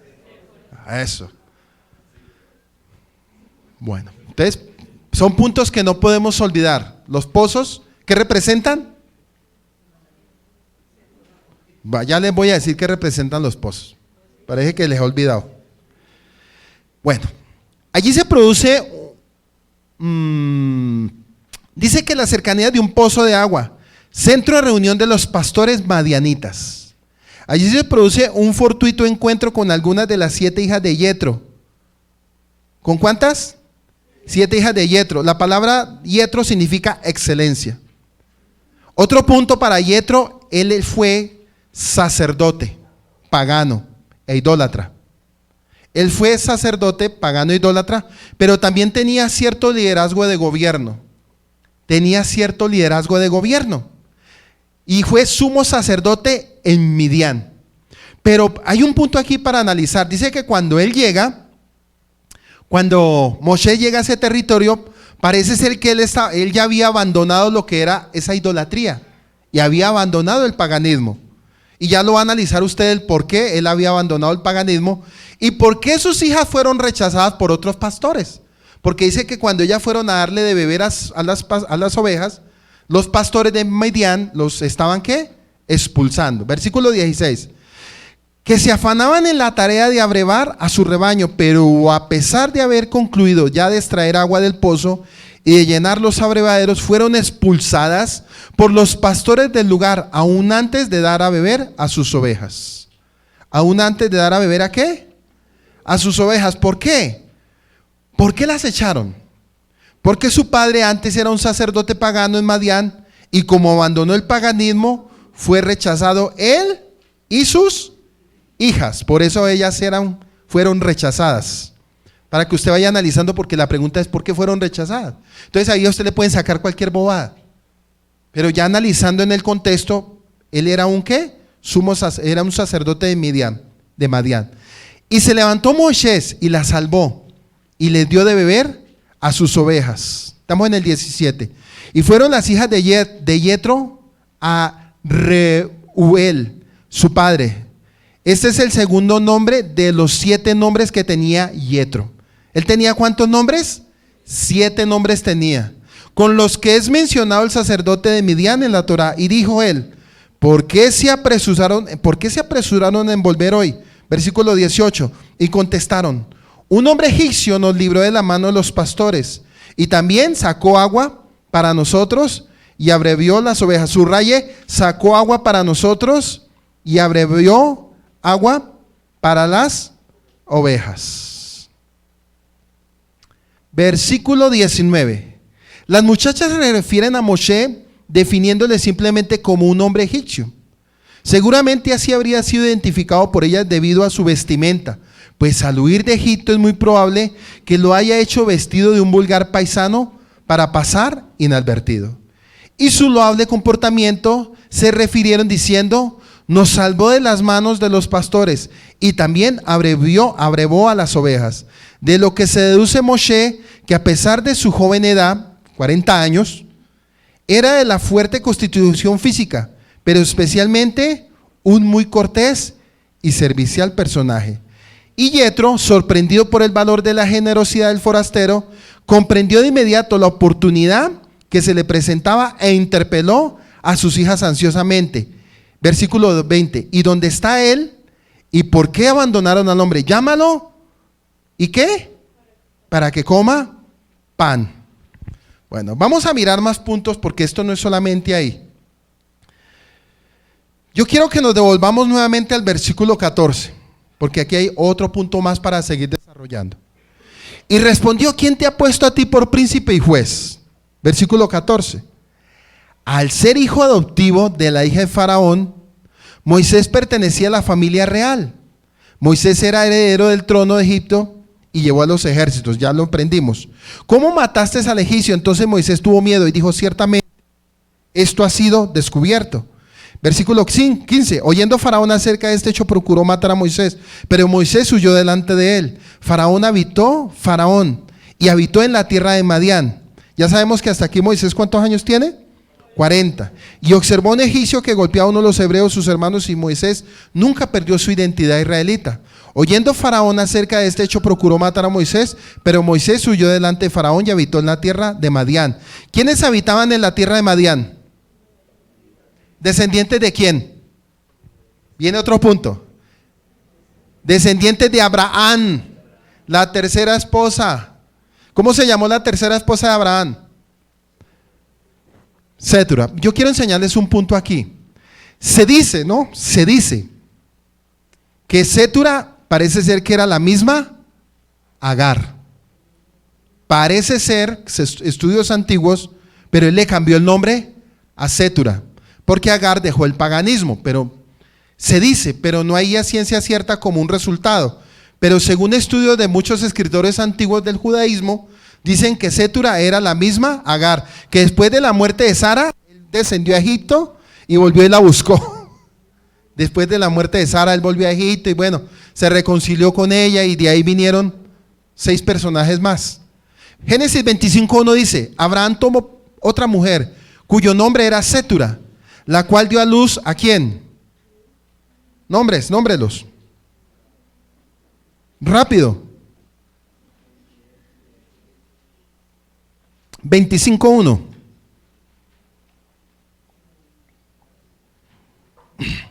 Y Abraham tomó otra mujer cuyo nombre era Sétura, la cual le dio a luz ¿a quién? Sinra, Joxán, Madián, ¿sí ve? O sea, esos territorios donde Moisés cayó, ¿eran parientes? Claro, eran parientes. En ningún momento, eran parientes. Acuerde que el Padre siempre hace sus cosas y sabe cómo las establece. Madián era el territorio de los descendientes del hijo de Abraham, localizado principalmente en el desierto del norte, en la península de Arabia. Versículo 2:16 dice que el encuentro en el pozo. Y estando sentado junto al pozo, 7 hijas que tenía el sacerdote de Madián vinieron a sacar agua para llenar las pilas y dar a beber a las ovejas de su padre. Y aquí vamos a encontrar de nuevo el gran misterio. Isaac, Jacob y ahora Moisés. Y vamos a mirar qué nos recuerdan los pozos. Encuentra a su novia junto al pozo. Dice, pero esta novia debe ser de la familia descendiente de Abraham. Esta novia que iba a ser esposa para Moshe tenía que ser descendiente ¿de quién? De Abraham. Dese cuenta todo el Padre cómo lo alinea. Característica que tenía que ser descendiente de Abraham. Recordemos en el caso de la novia Isaac, Eliezer enviado por Abraham a buscar esposa para Isaac. Debía ser de la familia de Abraham. Segundo, debía ocuparse del agua del pozo para calmar la sed de las ovejas. ¿Ellas eran qué? Pastoras. Tercero, la novia, la esposa, debía abandonar la tierra y venir a la tierra prometida. ¿Qué hizo Moisés durante todo el tiempo allá? Se multiplicó. ¿Y con quién volvió? Con su esposa. ¿Qué hizo Jacob? Volvió con su esposa. ¿A quién se le trajo esposa para Isaac? Del territorio también se le trajo esposa a. ¿Será perfecto Yahweh? Debía ocuparse del agua del pozo para calmar la sed de las ovejas. En el caso de Jacob y ahora Moisés encontramos el mismo patrón. 1. Moisés vino a Madián, tierra del hijo de Abraham. Las hijas del sacerdote Madián abrevan las ovejas. ¿Por qué? Ellas eran pastoras. ¿Qué eran ellas? Pastoras.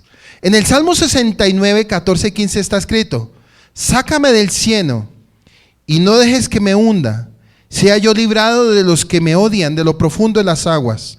No me cubra la corriente de las aguas, ni me trague el abismo, ni el pozo encierre sobre mí su boca. Entonces vamos a mirar puntos. ¿Moisés fue rechazado? Moisés fue rechazado la primera vez, cuando vino a sus hermanos. De la misma manera, la mayoría de los judíos rechazaron al libertador Yeshua cuando vino por primera vez. Por eso le dicen los dos hebreos: ¿quién te ha puesto a ti? Y a Yeshua, ¿cómo le dicen los de la élite religiosa en ese tiempo? ¿Quién se acuerda? Cuando él dice: mi padre y yo somos, ¿y qué procuraron hacer los judíos? Matarlo. Por eso dice que él a los suyos vino, que fue la élite religiosa. Y cuando estaban estos dos hebreos, él entró a interceder, como en el mismo caso Yeshua vino para interceder, pero también fue rechazado. Y esto, aquí hay sombra profética. Debido a su trasfondo real, parece que Moisés actuó como un príncipe. Él actuó como juez, en cuanto que él determinó que uno de estos hombres hizo mal. Él parecía ser príncipe y juez, perfecto para Israel, pero ellos no lo querían a él.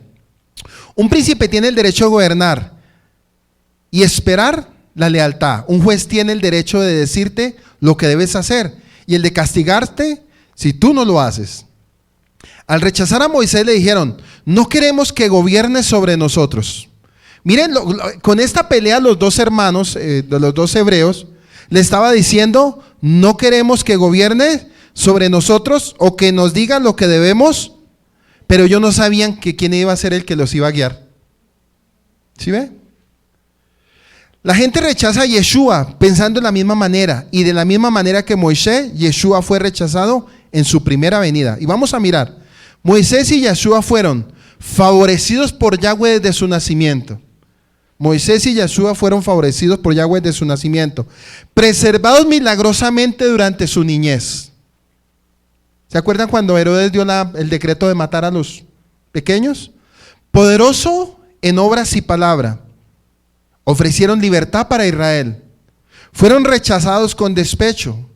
Fueron rechazados en su derecho a ser príncipes y juez de Israel. ¿Se acuerdan cuando Yeshua murió, que le pusieron en la cabeza una corona de espinas? Rey de los judíos. Hechos 7, 23 al 25 dice así: cuando hubo cumplido la edad de 40 años, le vino al corazón visitar a sus hermanos, los hijos de Israel. Y al ver uno que era maltratado, lo defendió, e hiriendo al egipcio, vengo al oprimido. Pero él pensaba que sus hermanos comprendían que Yahweh les daría libertad por mano suya, mas ellos no lo habían entendido así. Ahí se está haciendo como un recordatorio de lo que Esteban estaba hablando. Posteriormente veremos que Séfora, la elegida como esposa, abandona a Madián y viene con Moisés a Egipto para salir después con el pueblo de Israel rumbo a la tierra prometida. ¿Dónde fue Yeshua? Buscando a las ovejas perdidas de la casa de Israel. Esta es otra analogía. Dice que Moisés sale, se va al desierto, le dan a una esposa descendiente de Abraham, una madianita, y aquí vamos a hacer una analogía que dice que Moisés vuelve nuevamente para rescatar ¿a qué? A su pueblo, pero vamos a mirar que Yeshua hace prácticamente ciertos paralelos. ¿Dónde está eso? ¿Dónde fue Yeshua buscando a las ovejas perdidas de la casa de Israel? La mujer samaritana fue encontrada por Yeshua en el pozo, Juan 4:5.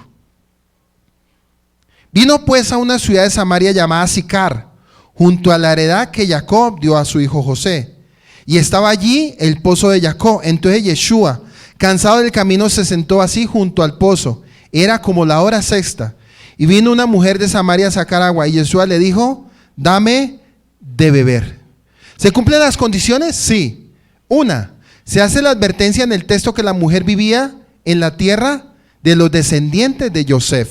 Dos, ¿de dónde viene la casa de Israel? ¿O de dónde sale? De Egipto a Israel. La mujer samaritana también se ocupaba de sacar agua del pozo. La mujer representa la casa de Israel que debe salir del exilio para regresar a la tierra prometida. El pozo también, ¿qué significa? El agua viva, que es la Torá. Solo se encuentra la novia en la voluntad del Eterno, en el pozo de agua viva, ocupada de sacar agua. ¿Y qué significa que es una mujer ocupada de sacar agua? Escudriñar la voluntad del Padre y dispuesta a abandonarlo todo para ir en busca de la tierra prometida. Y aquí nos pone a pensar, la esposa que el Padre le entregó a Moisés, dice que ella en todo también fue obediente, ¿sí ven? Todas las esposas que el Padre, es que miren, aquí se cumple mucho un proverbio que dice, herencia de los padres son los hijos, pero herencia de una buena esposa viene ¿de quién? De Yahweh. Entonces, todo lo que Yahweh estableció en los patriarcas y en Moisés era voluntad perfecta. Si usted mira la esposa de Moisés era una mujer como él, tenía la humildad. Yo me imagino, ¿no? Esto ya es un pensamiento personal. Yo me imagino en este momento ella diciéndole, bueno, mi amor, ¿qué vas a hacer? No, voy a ir a libertar a mis hermanos, pero tú vas a ir conmigo. Bueno, donde tú vayas yo voy contigo. El Dios tuyo es el mismo Dios mío. A donde tú vayas yo iré contigo. ¿Sí ves lo que hace una mujer de padre? ¿Sí ves lo que es una mujer puesta por Dios? Una mujer de Torah, diga, una mujer de Torah. Pero tiene que estar detrás de un hombre de Torah, o si no, no. Si el hombre no es de Torah, no tiene sentido las cosas. Hasta ahí hemos venido entendiendo, ¿cierto? ¿Todo claro? Bueno, para que después no diga, explíqueme otra vez. Versículo 20. Para completar este pasaje, la Torah informa que Moshe acepta su generosa invitación. Y una vez instalado en la casa de Yetro, este le concede a su hija Zípora como esposa, como muestra de gratitud por su noble accionar. ¿Y qué significa Zípora? Pájaro. No sabemos su simbología, pero dice que significa pájaro o pajarillo, o como usted lo quiera llamar, pero pájaro. Una vez más la Torah demuestra que en el futuro profeta de Israel estaba forzado o forjado de un material humano muy especial y que no podía permanecer indiferente ante las injusticias, tampoco aquellas cometidas contra personas ajenas a su pueblo. De acuerdo a lo que se puede determinar de la presentación textual de los acontecimientos, Moshe vivió bajo la protección de la casa del faraón hasta aproximadamente 40 años de edad, y los siguientes 40 los pasó en Madián, al cabo de los cuales exactamente a la edad de 80 años fue requerido por Yahweh para liberar la suprema misión de libertar a Israel del yugo de Egipto y conducirlo hacia la tierra prometida. Versículo 22. Y concibió un hijo y llamó su nombre Gersón. Pues dijo, forastero fui en tierra extraña. Miren lo que viene aquí. Ojo con este punto. Y concibió un hijo y llamó su nombre Gersón. Pues dijo, forastero fui en tierra extraña. Moshe escoge para su primer hijo un nombre que habrá de recordarle suprépticamente la angustia situación padecida por él en la tierra extranjera. Esta explicación tiene su origen en el nombre Gersón. Significa, de acuerdo a las sílabas que lo componen, forastero, fui allí. Pues Ger significa forastero y Shon, allí. De acuerdo a esto, de la impresión que Moshe se estaba refiriendo a su actual permanencia como forastero en Madián, y que el sitio que estaría echando de menos era la tierra donde nació y se crió, Egipto, cualquiera pensaría. Aún así se puede encontrar una amplia biografía sobre el mensaje que Moshe intentaba transmitir en el nombre de su primer hijo, y ello se debe a que otros intérpretes o importantes exegetas no pueden concebir de que un personaje tan ilustre como él haya optado por adjudicarle nada menos que a su hijo primogénito un nombre cuyo significado es una banal alusión a su actual situación legal en un país extranjero, pues que es únicamente por el nombre de su hijo habrá de recordar que Moshe, en esa angustia de situación, sin embargo, debido a la utilización por parte de Moisés del verbo ser, en tiempo pasado, forastero fui, algunos intérpretes opinan categóricamente que él se refería a su interior estadía en Egipto, en relación a su profundo deseo de vivir en la tierra de sus antepasados, la tierra de Canaán. Por eso él dice, Gersón significa, de acuerdo a las sílabas, forastero fui allí. Él no se estaba refiriendo ni a Madián, ni se estaba refiriendo a Egipto. ¿Se estaba refiriendo a quién? A Canaán. Él estaba profetizando el futuro, donde tendría que volver ¿a qué? A retornar. Miren lo que le estaba hablando. De esta forma resulta indudable que a pesar de la comodidad de la vida de la que disfrutó durante su juventud en el palacio del faraón, su permanencia en la tierra de Egipto siempre significó para él habitar en tierra extraña. Egipto para él fue tierra ¿qué? Extraña. Por eso él puso Gersón, no por Madián, sino por Egipto, porque el anhelo de él era ¿qué? Retornar ¿a dónde? A Canaán. ¿Era profeta o no era profeta? Claro, porque él, en este momento cuando nace este niño, ¿cuántos años tiene él? Está entre los 40 a los 42, 43 años. Entonces él está recuerde que los nombres son ¿qué? Proféticos. No está hablando ni de Madián, sino está hablando de que el anhelo de él es volver, pero lo tremendo es que él no vio la tierra, ¿se acuerdan? Él no la pudo ver, sino la vio de lejos. Cuando lleguemos allá vamos a saber muchas más cosas del por qué. 23, y aconteció que en aquellos numerosos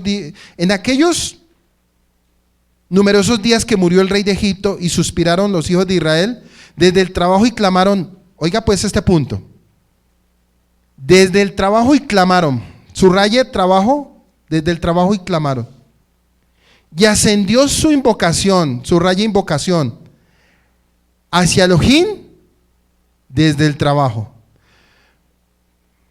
¿Por qué antes no lo hicieron?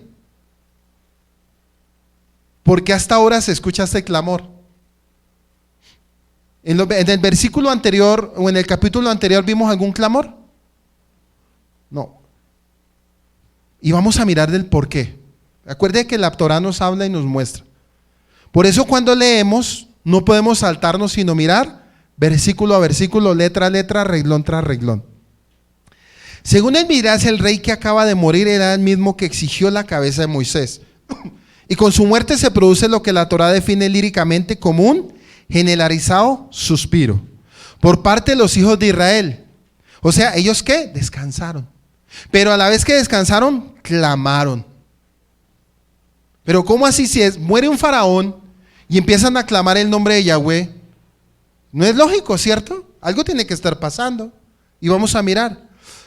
Dice que por parte de los hijos de Israel, y era comprensible, pues al ser conocido por los hebreos la providencia, la noticia sobre la muerte del faraón, se produce en su seno un lógico suspiro de anhelo, de que sus crueles decretos fueron abolidos de inmediato por el heredero del trono.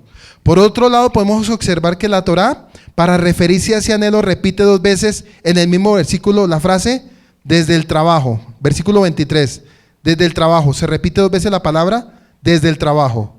Y esto se debe a que el clamaron llamado del pueblo a Yahweh fue producido fundamentalmente por la desesperada situación de la servidumbre en la que aquel se encontraba sumergido.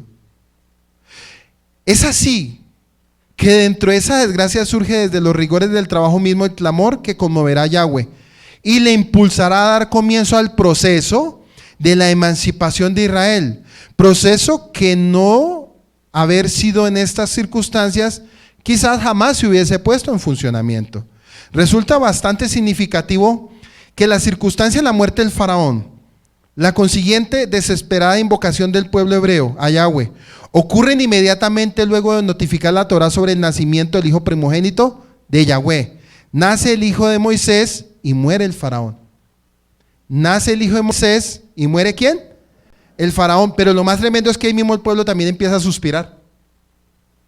Si analizamos entonces con detenimiento estos sucesos, podremos comprobar que así como la época de la esclavitud del pueblo hebreo comienza justamente con la aparición de un nuevo y malvado rey, luego que Israel se expande, se enriquece y casi se asimila a la nación egipcia, sugestivamente el proceso de su emancipación empieza cuando Israel estaba sometido a una dura represión y luego de enunciada la muerte de otro rey. Pero también esto acontece inmediatamente después de que Moshe nombrara a su hijo con el simbólico nombre forastero fui allí, Pues con esta acción él no hace más que recordar ante Yahweh la vigencia de la antigua intención de Yosef, la vigencia de la antigua intención de Yosef, de asentar a sus hermanos en la tierra de Goshen, solo como residentes temporarios, para luego regresar a la tierra de Canaán y continuar allí su expansión, resguardando el legado y la tradición de sus antepasados. Aquí viene otro midrash. Explica que Yahweh, al comprender que Moshe no olvidó su verdadera esencia y origen, como tampoco el antiguo pacto de la fidelidad concretado con Abraham, Isaac y Jacob, produce una gran consternación en el seno de Israel, y con ella la exclamación de esa angustia y plegaria elevada a él. Plegaria que hará eco a su esencia y determinará el inmediato comienzo del proceso para redimirlos de sus sufrimientos. Dice que, y escuchó Elohim su gemido y recordó Elohim su pacto a Abraham, a Isaac y a Jacob. Vamos a hacer un alto. ¿Quién tiene memoria de esta promesa? ¿En qué versículo de Génesis fue? No fue en Génesis 12. ¿Fue en el Génesis, en el pacto de las dos? Fue en el pacto de las dos mitades, donde el hijo de cierto, tu descendencia será esclava, durará 400 años, pero yo los libertaré de la, ¿qué? De la esclavitud. E inmediatamente cuando muere este faraón, e inmediatamente el pueblo empieza a gemir, dice que ese gemido subió ¿a dónde? A los oídos de Yahweh, e inmediatamente Yahweh se acordó de la promesa de Abraham, de Isaac, ¿y de quién? Y de Jacob. Por eso dice que Elohim escuchó su gemido. Vamos a hacer un paréntesis aquí para pensar. ¿Yahweh se ha olvidado de nosotros? Dígale al que está al lado suyo, Yahweh no se ha olvidado de usted.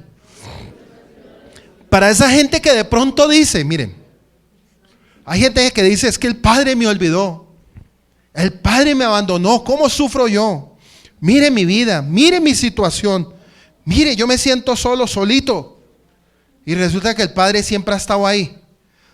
Pero el Padre sabe cuándo tiene que accionar y cuándo tiene que levantarse de su trono. Si aquí miramos, ya tenía que, porque por eso dice que la palabra de Yahweh era como que era como príncipe, y era como príncipe que defendería a su pueblo. Aquí ya vamos a ver que inmediatamente dice que él escucha ese clamor, y cuando él escucha, cuando el pueblo gime, inmediatamente él le da órdenes ¿a quién? A Moshe. Mientras que el pueblo está gimiendo, Moisés está haciendo ¿qué? Instruido para retornar y sacar a su pueblo de la esclavitud. Escúcheme bien este punto, y este punto es bien importante. Cuando hay un sufrimiento en medio de una familia, cuando hay sufrimiento a través de las generaciones de las familias que no han invocado, pero se levanta uno en medio de la familia y empieza el clamor, inmediatamente el Padre escucha. Yo les voy a enseñar algo hoy, y este es un punto tremendo. Antes de que yo conociera, antes de yo conocer del Padre, yo veía que mi mamá leía mucho Biblia. Ella, a pesar de su ignorancia y de sus cosas, yo la veía que ella todos los días leía la Biblia y leía muchos salmos y muchas cosas. Y ella le decía al Padre en ese tiempo, a Dios, le decía, Padre, Diosito, yo te entrego mis hijos, mira, yo te entrego mis hijos. Tal vez yo no sé hablar, tal vez yo no sé decirte las cosas, pero lo que yo sí te pido es por ellos, que tú los, hablando ella palabras sin entender, ella nos estaba como entregando y consagrando. O sea, ¿qué hizo el Padre? Escuchó el clamor y los gemidos de una madre por sus hijos. Como el pueblo de Israel estaba clamando como una madre, ¿sí? Como una madre con necesidad para libertar a sus hijos, al pueblo de Israel.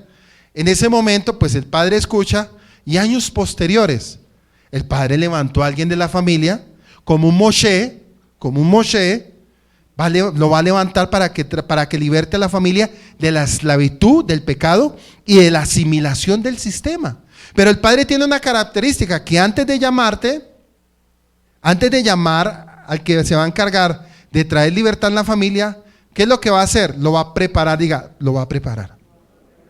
Yahweh siempre va a preparar en la familia al que se va a encargar de todo el proceso con todos. Por eso usted va a ver en la familia que siempre hay uno que es más radical que todos, que es el que le dicen religioso. Pero usted sí es bien religioso. A usted no le gusta nada, usted nunca comparte nada con nosotros. Y los otros van a una iglesia, pero no son comprometidos como ese personaje. ¿Sí ven? Para que usted lo vaya entendiendo. Y nosotros podemos tomar muchas características de Moisés para nosotros. Porque Moisés tiene amor, es compasivo, sufre por la necesidad de su pueblo, es recompensado, es bendecido, es utilizado para sacar a su familia, a su pueblo de la esclavitud. Y eso es lo que el Padre en estos últimos tiempos va a empezar a hacer. Siervos con ese corazón el Padre está levantando. ¿Sí ven? Entonces, cuando el Padre hace un llamado de esas características como lo hizo con Moisés, pues es hermoso. Díganle al que está al lado suyo, los llamados del Padre son hermosos. Son hermosos, hermano. Porque lo primero que va a hacer es sacarte del sistema. Primero lo que hace es sacarlo de Egipto. Nos sacó a nosotros de todo el sistema. ¿Para empezar a qué? A instruirnos, para poder entender todo lo que el Padre de un comienzo quiso establecer, desde Berechí hasta Apocalipsis. Y escuchó Elohim el gemido y recordó Elohim su pacto a Abraham, Isaac y Jacob. Y vio Elohim a los hijos de Israel y supo Elohim de ellos. Oiga pues, y supo Elohim de ellos. ¿Qué pretende alegar la Torá en el último pasú de este capítulo al afirmar que Yahweh escuchó y recordó? ¿Qué? Escuchó y recordó. ¿Acaso cabe pensar que Yahweh pudo no haber escuchado o haberse olvidado el sufrimiento de su pueblo? Después de todo, ¿no es esa la imagen que tenemos del gran Yahweh? Sin embargo, sí se podría aceptar que Yahweh no haya escuchado el gemido de Israel, pues para que ello ocurriese el pueblo debería haber hecho oír la voz de ese llamado. Y no hay en la Torá indicios previos evidentes desde el comienzo del asentamiento de los hijos de Israel en Egipto de que ellos le hayan dirigido a él sus plegarias o reclamando su atención colectivamente como pueblo. Dice que primero ellos estaban individuales. Ojo con este punto. Caen en Egipto, individualmente cada tribu como esclavos. Pero en vista de tanta necesidad, en vista de tanta opresión, en vista de tanta esclavitud, ¿qué hicieron todos ellos? ¿A una misma voz? Eso era lo que estaba esperando el Padre, que ellos como un solo pueblo clamaran a una misma voz. Viene un punto importante. Cuando venga Yeshua o antes de la venida de Yeshua por segunda vez, se tiene que levantar toda la casa de Israel en todas las naciones en un solo clamor y en una misma voz. Todavía no está pasando. Todavía no está pasando, ¿por qué? Porque todavía hay mucha gente asimilada. Todavía está la gente en Egipto. Y el Padre lo primero que tiene que hacer, ¿qué es?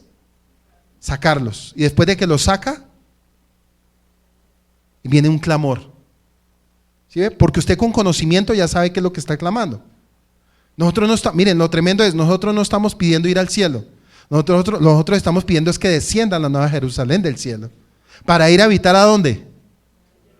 Para ir a habitar a la nueva Jerusalén que desciende del cielo. Y no como decían antiguamente, que para ir al cielo y brincar de nube en nube. Y mirar las estrellas fugaces y decir, ahí va. No. Sino, ese es el anhelo del pueblo.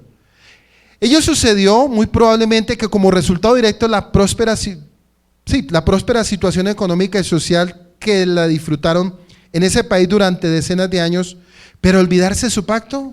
Cientos de intérpretes aducen que el hecho de recordar el pacto establecido con los padres de la nación hebrea en la forma en que Yahweh declara haber recibido y aceptado las plegarias de Israel, representado su reacción inmediata a aquel clamoroso grito elevado a Yahweh, desde el trabajo y no precisamente una confesión de olvido o indiferencia.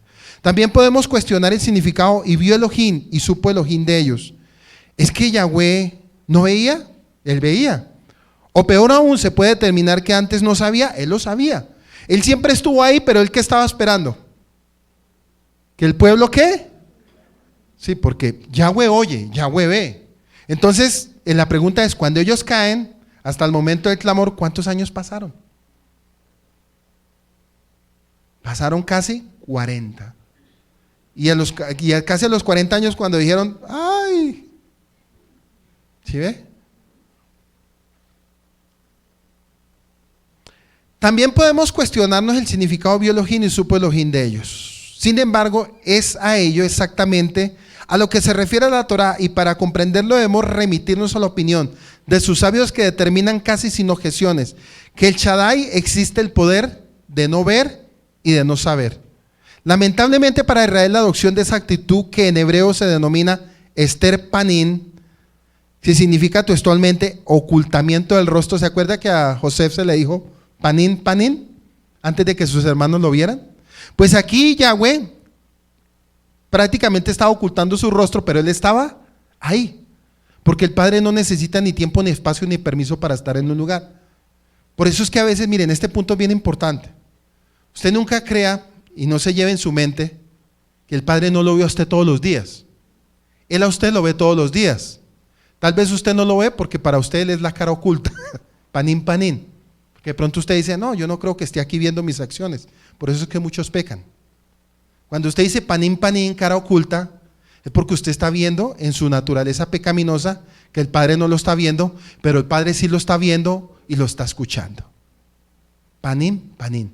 Entonces el pueblo pensó, sin entender, pero el Padre estaba ahí, viendo todas las acciones y esperando que ellos, ¿qué? Clamaran. Entonces, ocultamiento del rostro, y representa figurativamente el ocultamiento o autodesesperación de Yahweh. Simboliza el advenimiento de trágicos acontecimientos sobre la nación. Según una difundida concepción teológica, esta actitud se produce cuando el pueblo hebreo llega a un nivel en el cual el distanciamiento moral y espíritu de Yahweh, y por consiguiente de sus leyes, tanto las prácticas para con él como las morales, de convivencia social para con el prójimo, provocan una brecha casi inquebrantable. Entre estos dos entes, habiendo el hombre dado la espalda a Hashem, a Yahweh, y a sus preceptos, habiendo el hombre dado la espalda a Yahweh y a sus preceptos, anhelando su fidelidad y deseando recibir de él sus rogativas para auxiliarle, provoca a menudo situaciones extremas para lograr su acercamiento. Es en este caso que cuando Yahweh adopta la actitud de Esther Panín, abandonando al pueblo de Israel a su muerte, acosado por la infinidad de males y desgracias, al final de este pueblo general de los largos procesos del trasfondo del pueblo, tiende a buscar desesperadamente a su Dios o a su Yahweh, por medio de acciones y prácticas como por medio de plegarias, de la misma forma que ocurrió luego de la muerte del faraón, y se aboca el renovado cumplimiento de sus abandonadas leyes morales y religiosas. Pero mientras esto no acontece, se dan circunstancias en las cuales Yahweh ni ve ni sabe hasta que ellos se acuerdan de su existencia. Quiere decir que él se estaba dando cuenta de todo, pero ellos en ese momento habían perdido la identidad, habían caído en inmoralidad, porque acuérdense que las leyes egipcias, ¿cuáles eran? Eran códigos para ese entonces donde no había temor, no había moralidad, no había nada, y ellos en un momento se intentaron asimilar. Es más, una cierta parte del grupo se asimiló y unas tribus se asimilaron, pero solo fue el recuerdo de ellos cuando ya se vieron agobiados por las duras tareas de trabajo, fue cuando ellos levantaron el clamor. Quiere decir que a pesar de que levantaron el clamor y el grito, Yahweh los escuchó, y eso daba punto a que ellos tenían que abandonar lo que era la vida inmoral. El clamar de ellos como pueblo los estaba conllevando a que ellos tenían que olvidar todo lo que era una vida inmoral en el sistema de Egipto. Por eso hay un punto importante. Dice que cuando ellos salen del pueblo de Israel, del pueblo de Egipto, perdón, lo primero que hace el Padre es entregarles ¿qué? La Torá. ¿Por qué el Padre les entregó la Torá? ¿Cuál era el fin de la Torá cuando ellos salen de Egipto? Guiarlos y que ellos tuvieran normas, preceptos, leyes, normas, preceptos, leyes humanitarias, leyes sanitarias, leyes de norma, leyes de convivencia, porque ellos venían de una costumbre donde no sabían nada. ¿Sí ve entonces cómo era que ellos vivían en Egipto?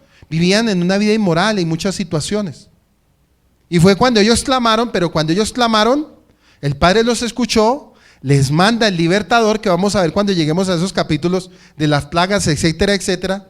Pero también después de que salen, el Padre los recibe en el monte Sinaí con la Torá.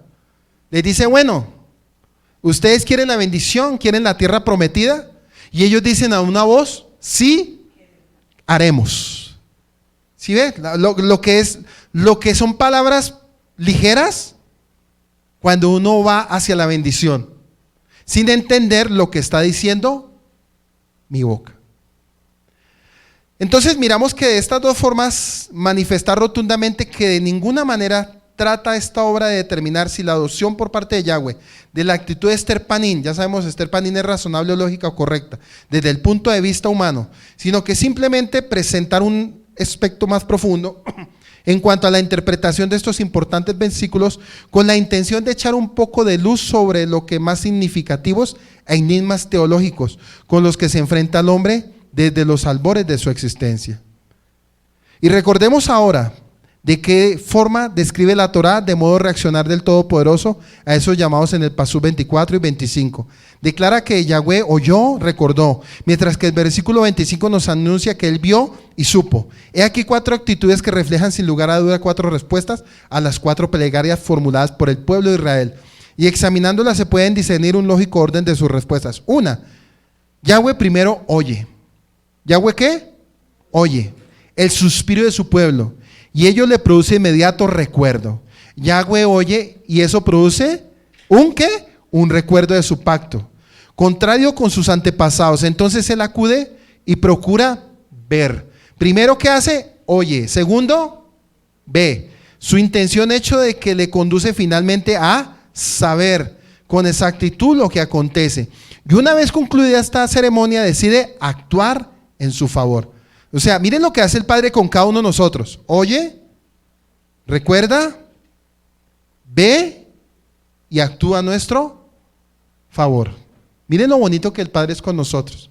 Por eso cuando nosotros hacemos la oración, y este es otro punto muy hermoso, dice que cuando entramos al lugar secreto y oramos al Padre, y el Padre que nos ve en lo secreto nos recompensa en lo público. ¿Por qué? Porque Él ve, recuerda, mira y actúa a nuestro favor. Por si usted no sabía, que hay gente que dice, es que yo no sé ni cómo orar, yo no sé ni cómo oro en hebreo, en español o en arameo, ¿cómo oro? El Padre oye en cualquier idioma, hermano. Dígale al que está al lado suyo, porque es que cuando nosotros comenzamos la restauración, aquí la gente estaba preocupada, pero bueno, ahora yo qué le digo al Padre, y todos decían, Barú atá Adonai Eloheinu melech haolam. No, es saber, el Padre a usted lo entiende en cualquier idioma, porque Él maneja todas las lenguas. Estamos hablando de Yahweh. Los ángeles manejan todos los idiomas. Yeshua maneja todos los idiomas. Yahweh maneja todos los idiomas. Usted no se preocupe por hablar o impresionar con su idioma hebreo. Es bueno conocer el hebreo para conocer contexto como lo que estamos estudiando. Pero hay gente que se preocupa porque dice, es que yo no sé hablar hebreo. Y como yo no sé hablar hebreo, pues ¿será que el Padre me escucha? Pues claro que el Padre lo escucha. ¿Qué hemos de pedir como conviene?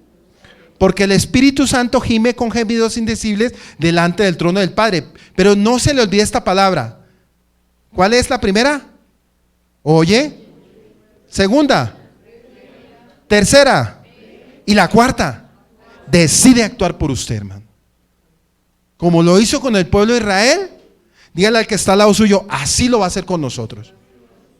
Esto no es solamente hablar de una libertad de un pueblo, también es hablar tiempo presente, de la libertad de una familia, de un matrimonio, de una sociedad, de hijos, de una ciudad, de una nación, de un país. Esto no solamente se quedó ahí en Egipto para libertar al pueblo de Israel, eso también es para nosotros. Esto es profético para nosotros. Dígale al que está al lado suyo, esto es profético para nosotros también. Y ya para ir buscando el final, dice, del pueblo fueron aceptadas por el Shaddai en forma personal y respondidas, aunque de maneras distintas, también favorablemente.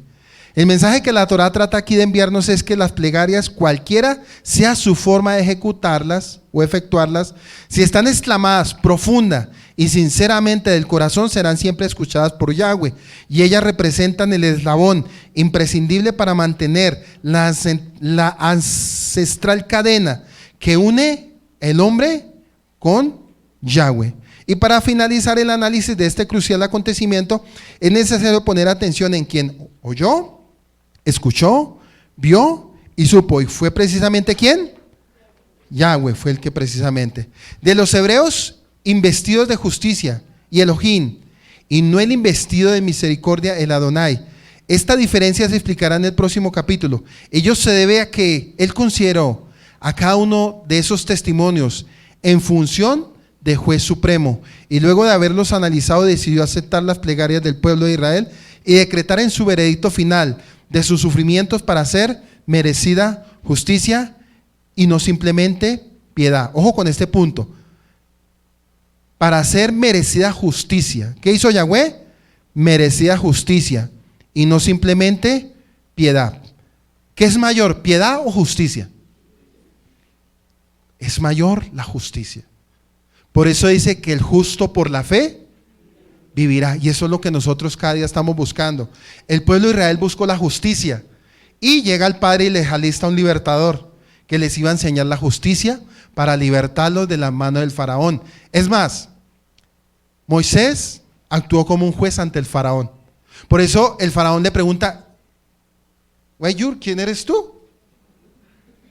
Sí, ¿quién eres tú? Le pregunta y él dice, yo vengo de parte del yo soy el que soy. Fue lo único que él dijo, yo soy, o yo vengo del yo soy el que soy. Esa era la carta de presentación. Y a usted le van a preguntar, ¿de parte de quién viene usted? De yo soy el que soy. Y suena chistoso. Y es una realidad. El Padre Yahweh es el que te va a libertar a ti y Él es el juez el que va a hacer justicia por ti. No son las leyes naturales, no son las leyes terrenales. Nosotros vamos a estar de pies por la justicia de Dios.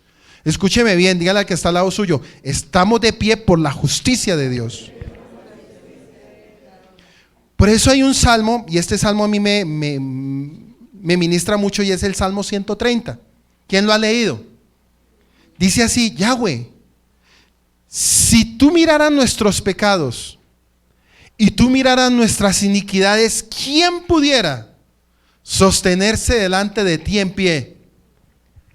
Por favor, leámoslo. Es muy hermoso. Lee. Desde lo profundo de mi corazón, a ti clamo. Adonai, oye mi voz. Esté en tus oídos, atentos a la voz de mi súplica. Yahweh, si miraren los pecados, miren lo que está hablando el pueblo de Israel en ese momento. Yahweh, si miraren los pecados, ¿quién, oh Adón? ¿Quién podrá mantenerse? Pero en ti hay perdón. Por eso Yahweh levantó un libertador que iba a traer justicia. Porque si hubiera sido por méritos, nadie se salva. Dígale al que está al lado suyo, por méritos nadie se salva. Si estamos salvos es por la justicia misma de Yahweh, porque Él mismo hace justicia y toma el pecado de nosotros y lo toma otra vez de Yeshua HaMashiach. En este caso, cuando Moisés es metido en esa canastica, ya aprendimos lo que era el plan de redención y el plan de santificación.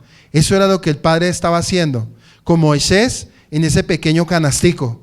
Para que usted lo entienda, por si usted lo leyó en algún momento y no lo entendió, ya lo puede comprender hoy usted. Moisés, sombra profética de lo que Yeshua haría futuro por nosotros, por la casa de Israel. Bueno, aquí terminamos hoy el capítulo 2. Dentro de 8 días en el otro Shabbat seguiremos con el capítulo 3.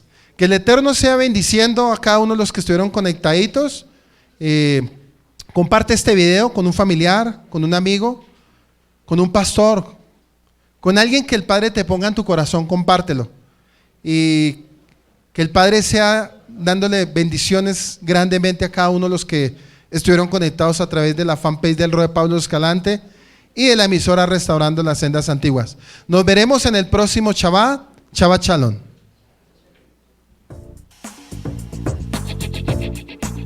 Escuchaste una enseñanza desde la comunidad